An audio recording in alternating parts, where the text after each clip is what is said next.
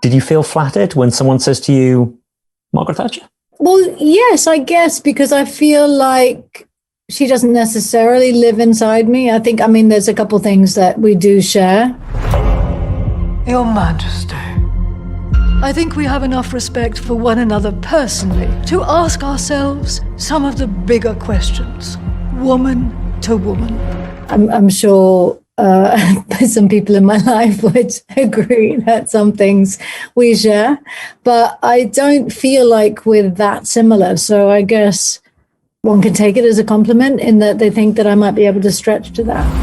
My goal is to change this country from being dependent to self-reliant, and I think in that I am succeeding. How long does it take every morning, 5 a.m. in the makeup trailer, to become the Prime Minister? It actually doesn't take that long, because I think it was an hour and a half for both hair and makeup, because we're not doing prosthetics. We're not doing, in the end, we decided not to do teeth. The biggest thing that took the time was the wig and gluing it. I had in my mind's eye, there was a crane involved. That's quite funny. We are the same age after all. Really? Just 6 months between us. Oh? And who is the senior? I am. Ma'am. Could you help me? I'm asking for a friend, obviously, but what's the best way to become chummy with Olivia Colman or Helena Bonham Carter? Again, this isn't for me. Run a karaoke bar, a really good karaoke bar.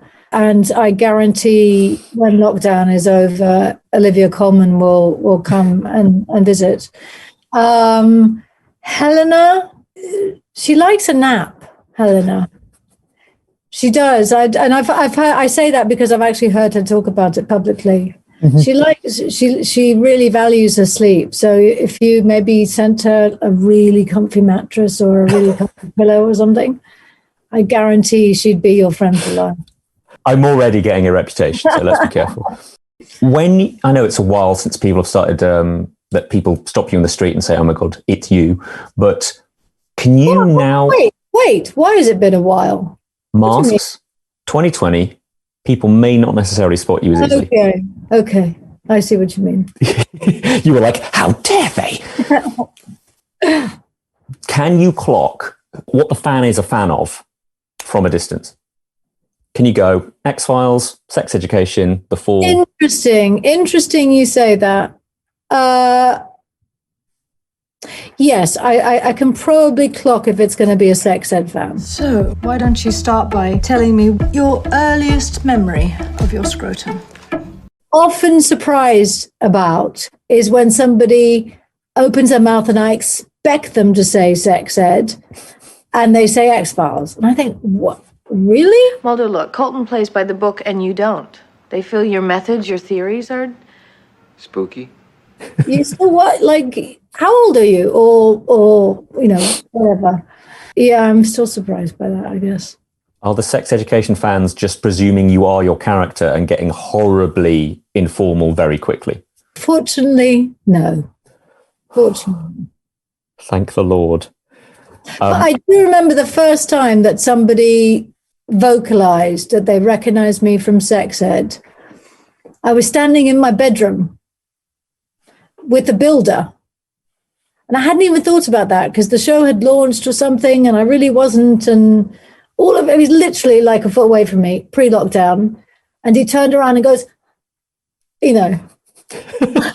are you that lady from sex ed? Was he Scandinavian by any chance? Because no, so. he really wasn't. But that was, it really took me by surprise. Are you shooting it right now? Is that where you're at? That is not where I'm at. It is being shot, but I'm not there yet. I go in a couple of weeks. So you get dropped in to spice it up and make it good. I get it. I've been asking everybody this question, and I'm not going to get the chance again, but what mementos have you kept from all of your gigs and professions and portrayals? And I was wondering if there was anything from Miss Thatcher that you took home.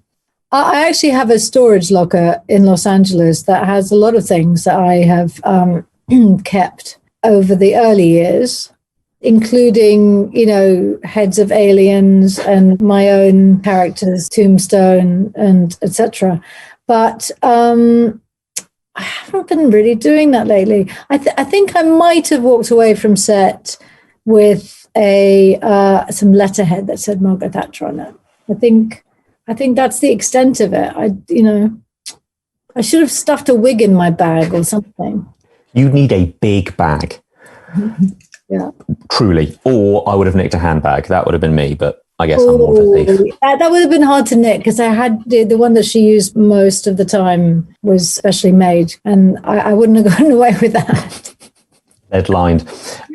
Thank you so much for taking the time to be a little bit ridiculous with me, and congratulations again on the show. Thank you very much. And enjoy the press reacting to it.